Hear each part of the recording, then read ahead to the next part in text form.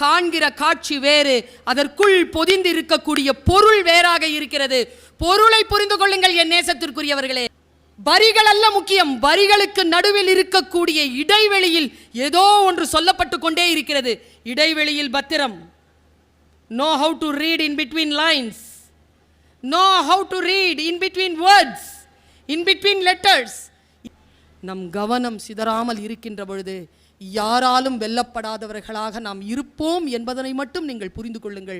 எந்த சூழ்நிலை வந்தாலும் என் அன்புக்குரியவர்களே, கவனத்தை மட்டும் சிதறடிக்காமல் இருந்தால் வினாடிகளை, நிமிடங்களை, மணி நேரத்தை, நாளை, ஆண்டை, யுகங்களை காப்பாற்றிக் கொள்ளலாம். காலத்தின் பேரேடு ஒரு மாபெரும் ரகசியத்தை நமக்கு சொல்கிறது.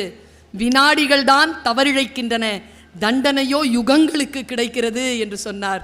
வினாடிகளை காப்பாற்றிக் கொள்வதன் மூலமாக தலைமுறையை காப்பாற்றிக் கொள்ளலாம்.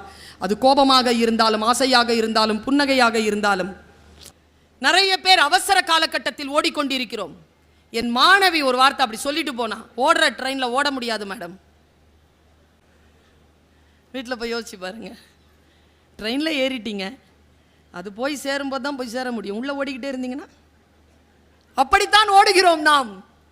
பல இடங்களில் அமைதி இல்லாமல் போவதற்கு, ஒரு பதட்ட நிலை வருவதற்கு சூழலை சரியாக புரிந்து கொள்ளாதது காரணம். அந்த சூழல் என்கின்ற சொல்லிற்கான பொருள் சரியாக வந்து சேர்கின்ற பொழுது நமக்கு பல மாற்றங்கள் நம் வாழ்க்கையில் நிகழ்கின்றன. கவனம் என்கின்ற ஒரு சொல்லை இந்த சகோதரி உங்களுக்கு சொல்லித் தருகிறேன். சூழல் பல நேரங்களில் உங்கள் கவனத்தை சிதறடிக்கும். அப்பொழுதுதான் நீங்கள் பெறக்கூடிய வெற்றி தள்ளி போகும். யார் ஒருவர் கவனத்தை சிதறடிக்காமல் சரியான வேளையில் அதை அறுவடை செய்து கொள்கிறார்களோ அவர்கள் மிகப்பெரிய உச்சங்களை அடைகிறார்கள்.